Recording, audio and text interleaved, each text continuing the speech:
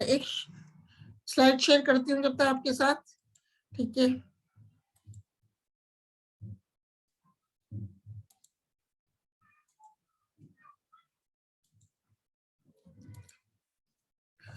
तो अपन कर रहे थे कार्बनिक विलय का स्थानांतरण, ट्रांसलोकेशन ऑफ ऑर्गेनिक सब्सटेंसेस।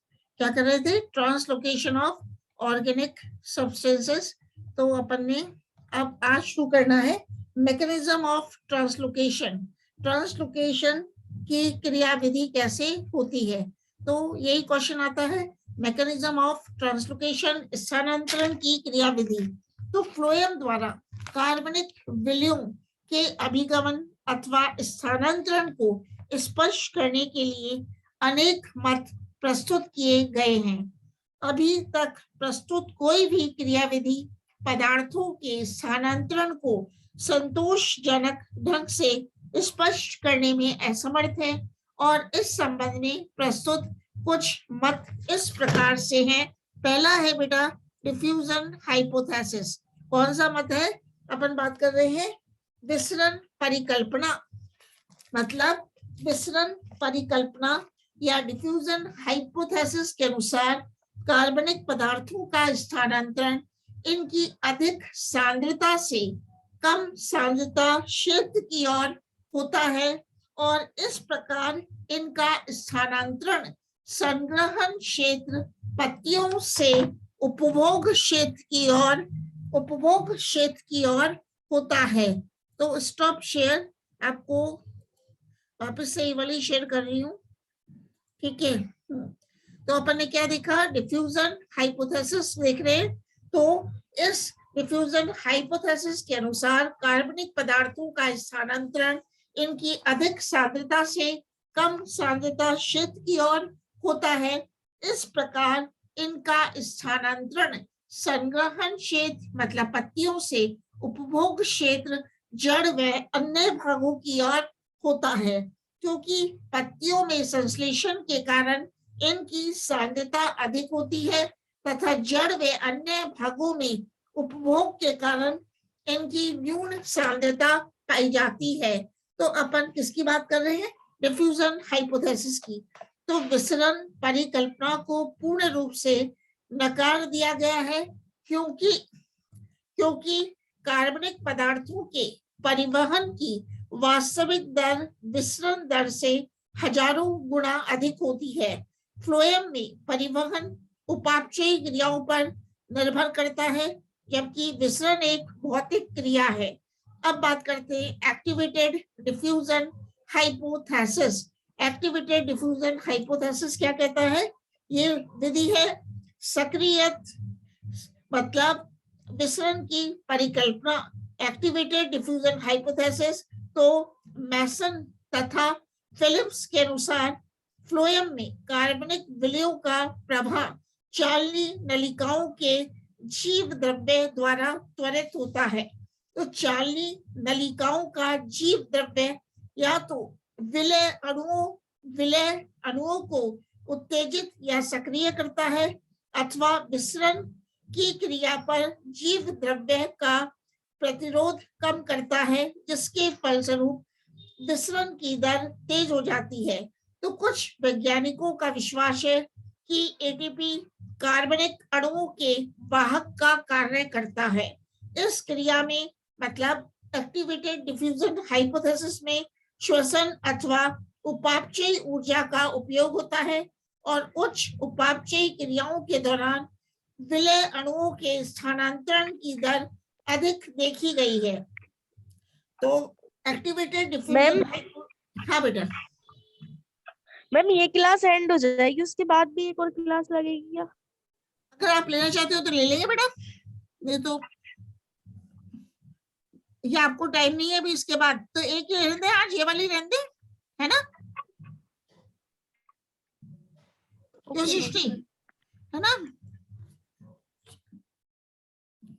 ठीक है बेटा। तो इस क्रिया में मतलब एक्टिवेटेड डिफ्यूजन हाइपोथेसिस मत के प्रायोगिक प्रमाण उपलब्ध नहीं है, इसलिए ये मत भी मान्य नहीं है। अब बात करते हैं, प्रतिभा भी आ गई, किसकी बात करेंगे?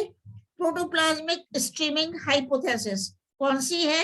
एक है प्रोटोप्लाज्मिक स्ट्रीमिंग हाइपोथेसिस, हिंदी में क्या कहेंगे? जीव द्रव्य प्रवाह गति परिकल्पना। तो ये क्या कहती है? जीव द्रव्य प्रवाह गति परिकल्पना को डी विरेज ने प्रस्तावित किया था और इस परिकल्पना मतलब प्रोटोप्लाज्मिक स्ट्रीमिंग हाइपोथेसिस के अनुसार विलय कणों का परिवहन फ्लोएम में विसरण डिफ्यूजन तथा जीव द्रव्य प्रवाह स्ट्रीमिंग क्रियाओं का परिणाम है। तो कार्बनिक पदार्थ चालनी नलिकाओं में एक सिरे से दूसरे सिरे तक जीव द्रव्य प्रवाही गति द्वारा गमन करते हैं। तो देखो ये दिखाया है जीव द्रव्य प्रवाही परिकल्पना का प्रदर्शन। तो ये तो है सी प्लेट, मतलब सी प्लेट है, और ये दिखाया आपको sugar molecules and these are the water molecules. So there is a downward translocation and the upward translocation of the water molecule and the sugar molecule are translocated downward. तो कहने का मतलब है कार्बनिक पदार्थ चालनी नलिकाओं में एक सिरे से दूसरे सिरे तक जीव द्रव्य प्रवाही गति द्वारा गमन करते हैं तथा एक चालनी नलिका से दूसरी चालनी नलिका में रंध्रों से विसरण द्वारा परिवहन होता है तथा कोशिका द्रव्य की प्रवाह गति विसरण को त्वरित करती है। तो जीव द्रव्य प्रवाही गति के कारण एक ही चालनी नलिका में अलग अलग प्रवणता वाले दो पदार्थ एक दूसरे के विपरीत दिशाओं में साथ साथ परिवहन कर सकते हैं। तो अपन एविडेंसेस देखते हैं। एविडेंसेस प्रमाण क्या है किसके? Evidences about protoplasmic streaming hypothesis. पहला है चालनी नलिकाओं में, पहला क्या है? चालनी नलिकाओं में जीव द्रव्य प्रवाही गति प्रमाणित हो चुकी है। दूसरा है यह परिकल्पना, कौन सी परिकल्पना है? जीव द्रव्य प्रवाह गति परिकल्पना प्रोटोप्लाज्मिक स्ट्रीमिंग हाइपोथेसिस एक ही चालनी नलिका में दो तरफा परिवहन को स्पष्ट करती है। दूसरा है आक्षेप। अब इस थ्योरी के मतलब प्रोटोप्लाज्मिक स्ट्रीमिंग हाइपोथेसिस के कुछ ऑब्जेक्शंस हैं, कुछ आक्षेप हैं। तो पहला ऑब्जेक्शन है जीव द्रव्य प्रवाह गति केवल युवा चालनी नलिकाओं में पाई जाती है और परिपक्व चालनी नलिकाओं में जीव द्रव्य प्रवाह गति का अभाव होता है, जबकि वृक्षों में युवा चालनी नलिकाओं की अपेक्षा परिपक्व चालनी नलिकाओं की संख्या अधिक होती है। तो जीव द्रव्य प्रवाह गति की दर 2 से 5 सेंटीमीटर प्रति घंटा होती है, जबकि कार्बनिक अणुओं का परिवहन 100 से 150 सेंटीमीटर प्रति घंटा की दर से होता है और परिपक्व चालनी नलिकाओं में जीव द्रव्य अल्प मात्रा में होता है। तो ठीक है, फिर अपन बात करते हैं ट्रांस सेल्यूलर स्ट्रीमिंग। किसकी बात कर रहे हैं? ट्रांस सेल्यूलर स्ट्रीमिंग, जिसको की कहते हैं पार कोशिकीय प्रवाही परिकल्पना। तो थेने ने 1964 में कोशिका द्रव्य प्रवाही परिकल्पना को रूपांतरित किया। तो थेने के अनुसार चालनी नलिकाओं में प्रोटीनी नलिकाकार चालनी नलिकाओं में प्रोटीनी नलिकाकार तंतुगुच्छ अथवा स्ट्रैंड्स, ट्यूबुलर स्ट्रैंड्स पाए जाते हैं जो चालनी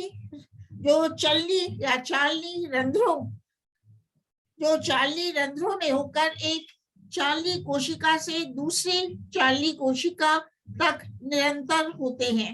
तो थेने ने क्या बताया? थेने के अनुसार चालनी नलिकाओं में प्रोटीनी नलिकाकार तंतुगुच्छ अथवा स्ट्रैंड्स पाए जाते हैं जो चालनी रंध्रों से होकर एक चालनी कोशिका से दूसरी सीव सेल, दूसरी चालनी कोशिका तक निरंतर होते हैं। तो कार्बनिक पदार्थों का परिवहन इन स्ट्रैंड्स के माध्यम से पेरिस्टाल्टिक मूवमेंट क्रमाकुंचन द्वारा होता है। एक चालनी नलिका में अनेक स्ट्रैंड की उपस्थिति के कारण दोनों दिशाओं में कार्बनिक पदार्थों के परिचालन की व्याख्या भी की जा सकती है। तो इस परिकल्पना को ट्रांससेलुलर स्ट्रीमिंग को मान्यता प्राप्त नहीं है, क्योंकि इन स्ट्रैंड्स की उपस्थिति इलेक्ट्रॉन माइक्रोस्कोप द्वारा प्रमाणित नहीं हुई है। तो ये देखो फिगर किसका दिखा है बेटा, चालनी नलिका, मतलब चालनी नलिका का उदग्र काट है और इसमें दिखा रहे पार कोशिकीय स्ट्रैंड दर्शाते हुए, और ये है चालनी नलिका का अनुप्रस्थ काट। तो आप देख रहे हो these are the transcellular strands and this is the sieve plate. This is the sieve plate and this is the cytoplasm of the sieve plate. और ये जो है चालनी नलिका मतलब sieve ट्यूब का टीएस है, अनुप्रस्थ काट है, जिसमें कि आप माइटोकॉन्ड्रिया देख रहे हो, ट्रांससेलुलर स्ट्रैंड फिलिंग पोर स्पेस देख रहे हो। तो अपन ने क्या देखा कि इसमें अब देखते हैं इलेक्ट्रोऑस्मोसिस हाइपोथेसिस। तो इसको एक इंग्लिश में भी दिखा देती हूँ स्लाइड को आपके साथ। हाँ, किसकी बात कर रहे थे अपन, ये भी हो गया था मैकेनिज्म ऑफ ट्रांसलोकेशन। तो what about the mechanism of translocation के बारे में बात कर रहे हैं। तो there are many theories have been proposed, मतलब many theories have been proposed to explain the mechanism of translocation of solutes in the higher plants, but none of the theories is perfect and some important theories are diffusion. So according to Mason and Maskell, organic solutes, they move from one part of the plant to the other by simple diffusion to the living cells. मतलब मैसन ने क्या बताया, जो organic solutes है they move from one part of the plant to the other part by simple diffusion through the living cells. हाँ बेटा बोलो।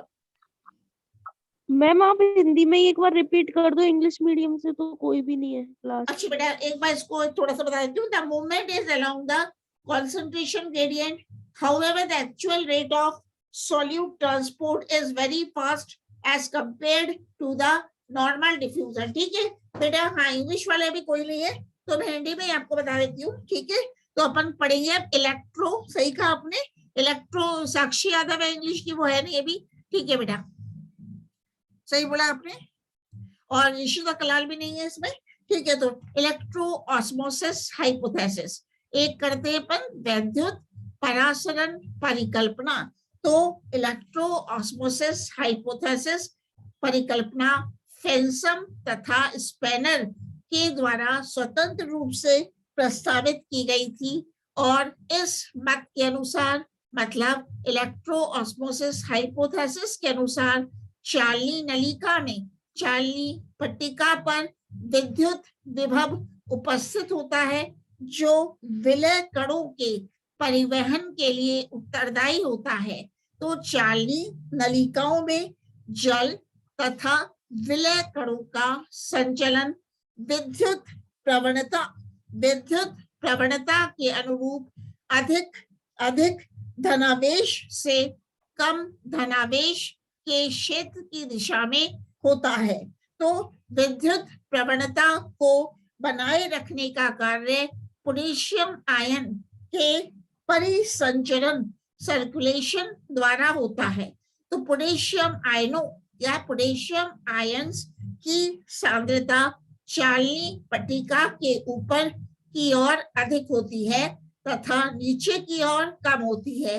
क्या कहने का मतलब है, पोटेशियम आयंस की सांद्रता कंसंट्रेशन चालनी नलिका सीब प्लेट के ऊपर की ओर अधिक होती है तथा पोटेशियम आयंस की सांद्रता चालनी नलिका के नीचे की ओर कम होती है। इस प्रकार विलय अणु पोटेशियम आयंस के साथ विद्युत विद्युत प्रवणता की दिशा में ऊपर से नीचे की ओर गति करते हैं। तो विलय तथा पोटेशियम आयंस के पट्टिका चार्ली पट्टिका के नीचे पहुंचने पर पट्टिका के नीचे पोटेशियम आयन सांद्रता बढ़ने लगती है। तो सह कोशिकाएं पोटेशियम आयंस को अवशोषित कर पट्टिका चार्ली पट्टिका के ऊपर की ओर पंप कर देती हैं। इस प्रकार पोटेशियम आयंस का यह चक्रीय प्रवाह बना रहता है। तो पोटेशियम आयंस के इस चक्रीय प्रवाह के लिए आवश्यक ऊर्जा एटीपी सहचर कोशिकाओं से प्राप्त होती है। तो आप देख लो डायग्राम, यह है इलेक्ट्रोऑस्मोसिस वैद्युत परासरण परिकल्पना का आरेखीय निरूपण। इसमें अपन ने क्या दिखा है, this is the sieve tube and the sieve plate. ये देख लो सीव ट्यूब मेंबर है and these are the companion cells. ये क्या है, कंपेनियन सेल्स है। एंड द डायग्राम क्या कह रहा है, मतलब पोटेशियम आयंस आपको दिखा रहे हैं एक बार। These are the potassium ions are pumped back. These are the potassium ions. Potassium ions are pumped back to the upstream side through adjoining companion cells. So the potassium ions are pumped back to the upstream side through adjoining companion cells.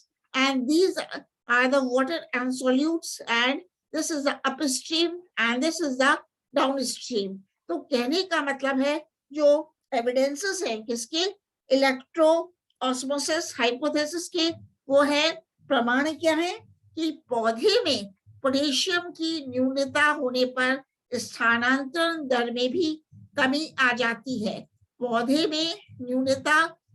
में potassium की न्यूनता होने पर स्थानांतरण दर में भी कमी आ जाती है। दूसरा है चार्ली पट्टिका के दोनों ओर विभवांतर की पुष्टि की गई है। चार्ली पट्टिका सीव प्लेट के दोनों ओर, मतलब किसकी पुष्टि की गई है, विभवांतर की पुष्टि की गई है या विभव अंतर की पुष्टि की गई है। अपन ये बोलेंगे, एक है आक्षेप माने ऑब्जेक्शंस। क्या है, ऑब्जेक्शंस ऑफ इलेक्ट्रोऑस्मोसिस थ्योरी। तो इसके द्वारा केवल धन आयनों का परिवहन ही स्पष्ट किया जा सकता है और स्थानांतरण केवल एक दिशा में ही संभव है, जबकि यह प्रामाणिक सत्य है कि विलय पदार्थों का परिवहन दोनों दिशाओं में होता है। और यह मतलब इलेक्ट्रोऑस्मोसिस हाइपोथेसिस भी स्वीकार नहीं किया गया है। अब एक है बेटा मास फ्लो हाइपोथेसिस और मंच हाइपोथेसिस। तो अपन इसका करते हैं द्रव्यमान प्रवाह परिकल्पना अथवा मुंच परिकल्पना, मतलब मास फ्लो हाइपोथेसिस और मंच हाइपोथेसिस।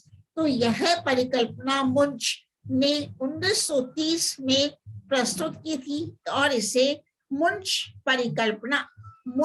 हाइपोथेसिस भी कहते हैं। तो इस परिकल्पना के अनुसार कार्बनिक पदार्थों का परिवहन द्रव्य मास के रूप में होता है। उत्पादन व उपभोग अंगों के मध्य स्फीत दाब प्रवणता टर्गर प्रेशर ग्रेडियंट इस परिवहन के लिए उत्तरदायी होता है।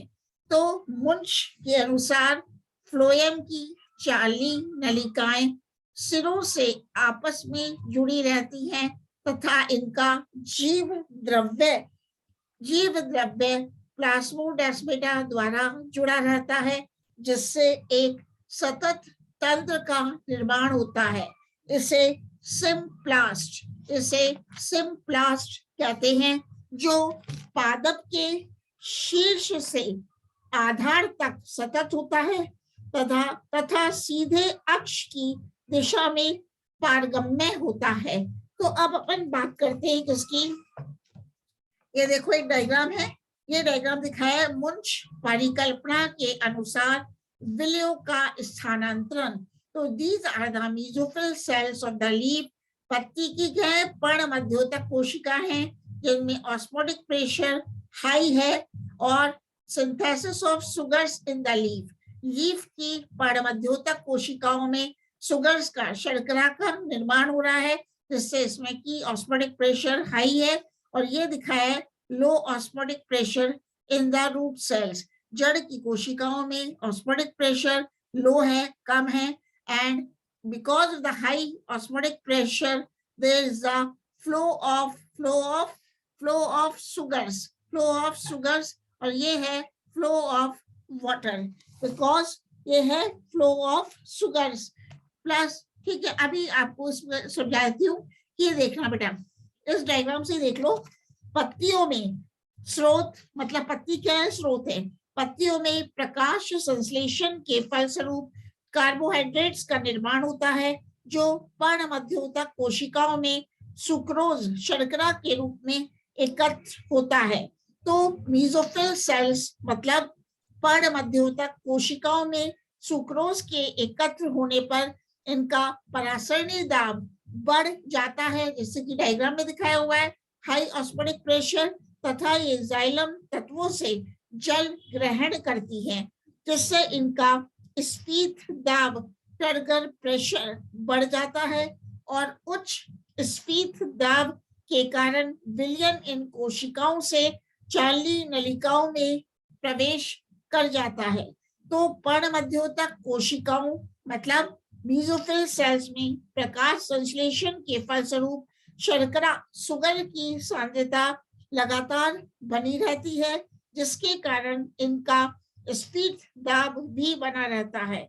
इसके विपरीत जड़ या उपयोग केंद्र या उपभोग केंद्र बोलेंगे, जड़ या उपभोग केंद्र सिंक में शर्करा या कार्बनिक पदार्थों का उपभोग अथवा अघुलनशील रूप में स्टार्च संग्रहण होता रहता है, जिससे इनका परासरणी दाब कम हो जाता है, अर्थात स्फीत दाब, टर्गर प्रेशर कम रहता है। इस प्रकार स्रोत, पर्णमध्योतक तथा उपभोग सिरों, जड़ या अन्य भाग के मध्य स्फीत दाब प्रवणता, टर्गर प्रेशर ग्रेडियंट उत्पन्न हो जाती है और फ्लोएम के दोनों सिरों के मध्य उत्पन्न स्फीत दाब प्रवणता के फलस्वरूप विलयन का द्रव्य प्रवाह, मास फ्लो पत्तियों से जड़ की ओर फ्लोएम में होता रहता है। तो जड़ों या उपभोग वाले सिरे पर शर्करा का उपभोग हो जाता है या फिर स्टार्च के रूप में संचित हो जाता है, तथा जल जाइलम वाहिकाओं में विस्तृत हो जाता है तथा ऊपर को परिवहन करता है। तो अपन ने ये देखा मुंश परिकल्पना। तो क्या देखा, मुंश परिकल्पना में से इस डायग्राम में दिख रहा है बेटा, एक बार मैं थोड़ा सा और बता देती हूँ कि जब प्रकाश संश्लेषण होता है तो पत्तियां क्या करती है, पत्तियां कार्बोहाइड्रेट्स का निर्माण करती है। और जो हाँ बेटा, मैम टर्गर प्रेशर ग्रेडियंट क्या होता है? टर्गर प्रेशर ग्रेडियंट बेटा मैं समझाती हूँ आपको, पूछ रहे हो आप। टर्गर प्रेशर की तो जानते हो, स्फीत दाब, स्फीत दाब को पहले समझ लो कि मतलब टर्गर प्रेशर क्या होता है। इसके बाद हिंदी में बताऊं, हिंदी में बता देती हूँ एक बार को। आप टर्गर प्रेशर कैसे हिंदी में पूछ रहे हो आप, टर्गर प्रेशर ग्रेडियंट क्या होता है, तो हिंदी में ही बता देते हैं आपको, जिसमें ऑस्मोसिस की थ्योरीज में water relations of A plant cells में ये मिल जाएगा आपको। एक मिनट, ऑस्मोसिस का चैप्टर है बेटा, उसमें मिलेगा। सबसे पहले तो मैं आपको दिखा देती हूँ टर्गर प्रेशर क्या होता है। सबसे पहले आप टर्गर प्रेशर को समझो। मतलब टर्गर प्रेशर में क्या होता है बेटा, जब अंतः परासरण होता है, मतलब एंडोस्मोसिस होता है, अंतः परासरण में क्या होता है, कोशिका में जल प्रवेश करता है। मतलब अंतः परासरण में कोशिका में जल प्रवेश करता है और यह जल रिक्तिकाओं में एकत्रित हो जाता है। तो रिक्तिका जीव द्रव्य पर दबाव डालती है। मतलब जब ये जल जो कोशिकाओं में प्रवेश करता है, रिक्तिकाओं में एकत्रित हो जाता है, और जब जल रिक्तिका में वैक्यूल में एकत्रित हो जाता है तो ये रिक्तिका जीव द्रव्य प्रोटोप्लाज्म पर दबाव डालती है, जिससे जो प्लाज्मा कला है, प्लाज्मा मेम्ब्रेन तन जाती है तथा फ्लोएड तथा कोशिका स्फीत हो जाती है, टर्जिड हो जाती है। तो इस स्थिति में कोशिका रस द्वारा प्लाज्मा कला पर पड़ने वाला बल स्फीत दाब कहलाता है। तो आपने पूछा स्फीत दाब प्रवणता। पहले तो स्फीत दाब को समझो कि जो कोशिका रस है, सेल सेप है, कोशिका रस द्वारा प्लाज्मा कला पर पड़ने वाला बल, पड़ने वाला फोर्स या प्रेशर टर्गर प्रेशर कहलाता है। और इसको टर्गर प्रेशर ग्रेडियंट को अपने अब पूछा टर्गर प्रेशर ग्रेडियंट क्या होता है, तो इसको अपन इस डायग्राम से समझा सकते हैं। देखो बेटा, टर्गर प्रेशर तो समझ ही लिया कि अपन ने देखा जब पत्तियों में क्या पड़े हाँ, पत्तियों में जब प्रकाश संश्लेषण होता है, फोटोसिंथेसिस होता है, तो क्या होता है, कार्बोहाइड्रेट्स का निर्माण होता है। अब जो पत्तियों की मेसोफिल सेल्स हैं, डायग्राम में देख लो, पर्णमध्योतक सेल्स हैं, वो पर्णमध्योतक सेल्स में सुक्रोज एकत्रित हो जाता है। जब सुक्रोज शर्करा के रूप में एकत्रित हो जाता है और जब पर्णमध्योतक कोशिकाओं में मेसोफिल सेल्स में बेटा सुक्रोज एकत्रित हो जाता है, तो इनका परासरणी दाब मतलब ऑस्मोटिक प्रेशर बढ़ जाता है। इसलिए बढ़ गया क्योंकि सुक्रोज पर्णमध्योतक कोशिकाओं में एकत्रित हो गया, तो पर्णमध्योतक कोशिकाओं का ऑस्मोटिक प्रेशर बढ़ जाता है तथा ये जाइलम तत्वों से जल ग्रहण करती हैं। अब ये देख लो बेटा, जब पर्णमध्योतक कोशिकाओं का परासरणी दाब बढ़ गया तो ये क्या करती है, जाइलम तत्वों से, जाइलम एलिमेंट से जल ग्रहण करती है, जिससे इनका स्फीत दाब, अभी बात आया था ना, जिससे इनका टर्गर प्रेशर बढ़ जाता है। मतलब जैसे ही पर्णमध्योतक कोशिकाएं जाइलम तत्वों से जल ग्रहण करती है तो इनका टर्गर प्रेशर, स्फीत दाब बढ़ जाता है। और जब स्फीत दाब बढ़ जाता है तो उच्च स्फीत दाब के कारण विलयन इन कोशिकाओं से चालनी नलिकाओं में प्रवेश कर जाता है। ये देख रहे हो, मतलब विलयन कहाँ जा रहा है, इस डायग्राम में फ्लोएम की चालनी नलिकाओं में प्रवेश कर रहा है। तो मतलब उच्च स्फीत दाब के कारण विलयन, यहाँ देखना, flow of water into the flow of water from the xylem into the phloem. तो ये देखना, उच्च स्फीत दाब के कारण विलयन इन कोशिकाओं से चालनी नलिकाओं में प्रवेश कर जाता है और पर्णमध्योतक कोशिकाओं में प्रकाश संश्लेषण के फलस्वरूप शर्करा की सांद्रता लगातार बनी रहती है, जिसके कारण इनका स्फीत दाब भी बना रहता है। इसके विपरीत जड़ या उपभोग केंद्र में शर्करा या कार्बनिक पदार्थों का उपभोग अथवा अघुलनशील रूप में स्टार्च संग्रहण होता रहता है, जिससे इनका परासरणी दाब कम हो जाता है। ये देख लो, रूट सेल्स हैं, इनका जो है लो ऑस्मोटिक प्रेशर है because of the utilization of sugars in root. ठीक है, तो अर्थात स्फीत दाब कम रहता है। इस प्रकार स्रोत मतलब पर्णमध्योतक तथा उपभोग सिरे पर, स्रोत क्या है, स्रोत तो पत्ती है, मेसोफिल सेल्स है। तो इस प्रकार स्रोत माने पत्ती या पर्णमध्योतक सेल्स तथा उपभोग सिरों, जड़ या अन्य भाग के मध्य स्फीत दाब प्रवणता उत्पन्न हो जाता है। एक तरह का टेंशन उत्पन्न हो जाता है बेटा, क्योंकि यहाँ रूट सेल्स में तो क्या है, लो ऑस्मोटिक प्रेशर है और मेसोफिल सेल्स में हाई ऑस्मोटिक प्रेशर। तो इसके मारे एक इनमें टर्गर प्रेशर ग्रेडियंट उत्पन्न हो जाता है। जैसे आपने पूछा टर्गर प्रेशर ग्रेडियंट के कारण क्या हो रहा है, there is the flow of water from the xylem into the mesophyll cells. मतलब वाटर कहाँ जा रहा है, वाटर का प्रवेश जाइलम की कोशिकाओं से मेसोफिल सेल्स में हो रहा है और मेसोफिल सेल्स में से ये जल कहाँ प्रवेश कर रहा है, फ्लोएम की चालनी नलिकाओं में प्रवेश कर रहा है। तो एक प्रकार का स्फीत दाब प्रवणता उत्पन्न हो जाता है। तो फ्लोएम के दोनों सिरों के मध्य उत्पन्न स्फीत दाब प्रवणता के परिणाम स्वरूप विलयन का द्रव्य प्रवाह मास फ्लो पत्तियों से जड़ की ओर फ्लोएम में होता रहता है। जड़ों या उपभोग वाले सिरे पर शर्करा का उपभोग हो जाता है या फिर स्टार्च के रूप में संचित हो जाता है तथा जल जाइलम वाहिकाओं में विस्तृत हो जाता है तथा ऊपर को परिवहन करता है। तो एक और बता देती हूँ मैं, एक डायग्राम आपको है, डेमोन्स्ट्रेशन ऑफ मंच हाइपोथेसिस। और जैसे कि आप पूछ रहे हो, इसको भी प्रॉपरली मैं एक्सप्लेन कर देती हूँ। डिफ्यूजन प्रेशर ग्रेडियंट आपने पूछा है, मतलब नहीं, turgor pressure gradient. Turgor pressure तो बता ही दिया बेटा। टर्गर प्रेशर ग्रेडियंट पूछ रहे हो, प्रवणता, ठीक है, GR। एक मिनट बेटा, मैं बताती हूँ आपको टर्गर प्रेशर ग्रेडियंट। जैसे कि आप पूछ रहे हो, टर्गर प्रेशर होता है, turgor pressure within the cells is regulated by osmosis.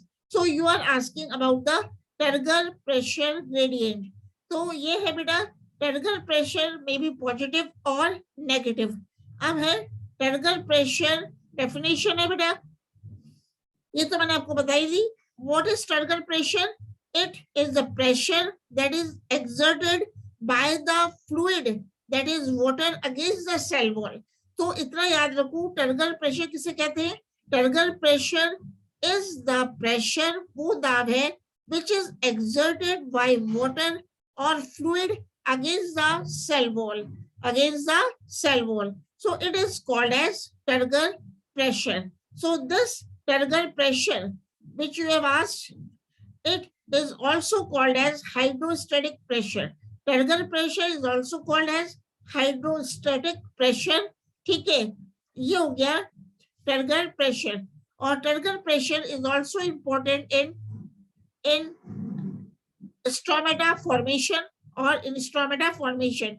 So what is turgor pressure? It is the pressure that is exerted by water to the wall of a cell. ठीक है, ये turgor pressure है बेटा, and osmosis. अब आपका आया demonstration of Munch hypothesis. Demonstration of Munch hypothesis, इसके बारे में बता देते हैं कि मंच परिकल्पना का प्रायोगिक प्रदर्शन। तो इस परिकल्पना को एक साधारण प्रयोग द्वारा दिखाया जा सकता है। एक है दो बल्ब वेसल्स ए तथा वेसल्स बी जो अर्ध पारगम्य झिल्ली से बने हैं आपस में एक नली टी द्वारा जोड़ दिए जाते हैं। बल्ब ए तथा बल्ब बी दोनों में शर्करा का विलयन भर दिया जाता है। देखो बेटा, ये डायग्राम दिखाया है मुंश की द्रव्यमान प्रवाह परिकल्पना का आरेख। तो इसमें दो बल्ब लिए हैं, ये तो है बल्ब ए, दूसरा है बल्ब बी। तो दो बल्ब ए व बल्ब बी जो अर्ध पारगम्य झिल्ली सेमी परमेबल मेम्ब्रेन से बने हैं। ये जो बल्ब किससे बने हैं? सेमी परमेबल मेम्ब्रेन से बने हैं। आपस में एक नली एरो घुमा दी हूं, टी के द्वारा जोड़ दिए जाते हैं। बल्ब ए तथा बल्ब बी जो कि आप डायग्राम में देख रहे हो, दोनों में शर्करा का विलयन भर दिया जाता है। तो बल्ब ए में क्या है? सुक्रोज सॉल्यूशन, जिसका high concentration of sucrose solution, और बल्ब बी में क्या है? Low concentration of sucrose solution. तो बल्ब ए तथा बल्ब बी दोनों में शर्करा का विलयन भर दिया जाता है और बल्ब ए में शर्करा का सांद्र विलयन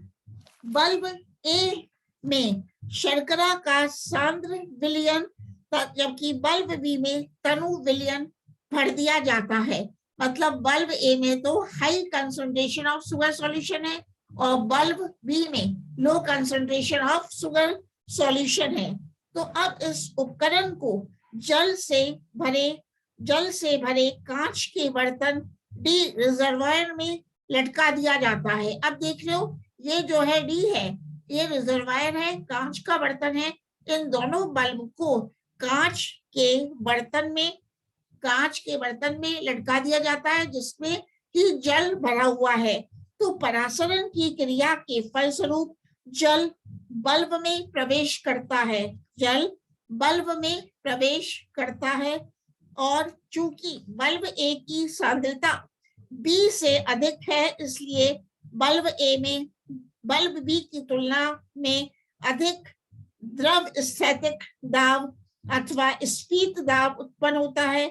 इस कारण इस विलयन का प्रभाव बल्ब ए से बल्ब बी की ओर होगा तथा यह प्रभाव स्फीत दाब प्रवणता के कारण तब तक होता रहेगा जब तक बल्ब ए व बल्ब बी दोनों विलयनों की सांद्रता बराबर ना हो जाए। बेटा इसको एक बार इंग्लिश में भी समझो, इसका इंग्लिश में भी है, आपको समझ में आ जाएगा।